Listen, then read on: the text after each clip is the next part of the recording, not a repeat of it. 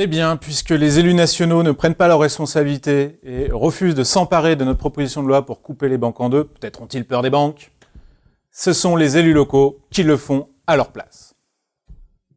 À Créancey, petite commune de 500 habitants au fin fond de la Côte d'Or, eh bien, le conseil municipal a voté à l'unanimité un vœu, une résolution, appelant nos parlementaires à présenter cette proposition de loi pour couper les banques en deux.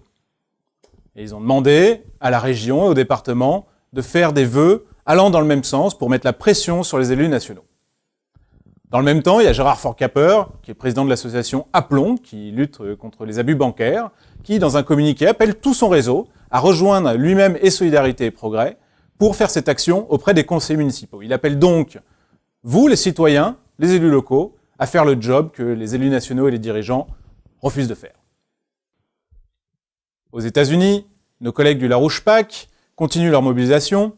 La proposition de loi HR 129 qu'ils soutiennent a désormais 67 députés qui la soutiennent, 4 nouveaux la semaine dernière, républicains et démocrates. Et ils continuent leur travail intense dans les États américains, puisqu'il y a désormais 22 États où des résolutions pour soutenir cette proposition de loi au niveau fédéral sont en débat, et 4 l'ont déjà adoptée. Et la semaine dernière, c'était au Delaware que la bataille se jouait, au Delaware qui est connu pour être un grand paradis fiscal. Et là, il y a 10 sénateurs sur 21, des démocrates et des républicains, qui soutiennent la résolution du Larouche PAC. Et lorsqu'ils l'ont présentée devant leurs collègues, eh bien, les lobbyistes de JP Morgan sont intervenus pour essayer de les descendre en flammes. Et ils ont bien boxé, et JP Morgan est obligé de se rasseoir. Mais c'est pas du tout étonnant de voir JP Morgan intervenir là, parce qu'ils ont peur du retour de Glass-Steagall. De même qu'ils avaient peur en 1933, et qu'ils l'ont combattu, et que, puisqu'ils ont perdu, et que Glass-Steagall a été adopté à cette époque, ils ont même tenté en 1934 de faire un coup d'État contre Roosevelt, qui a échoué également, et JP Morgan, c'est la banque qui finançait Benito Mussolini dans les grandes largeurs.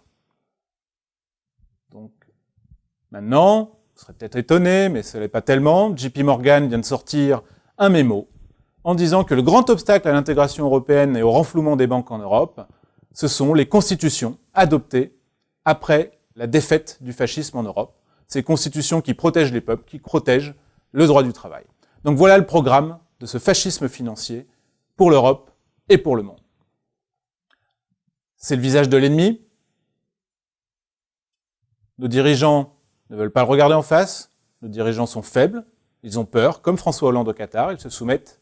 Eh bien, citoyens, c'est à vous d'être forts.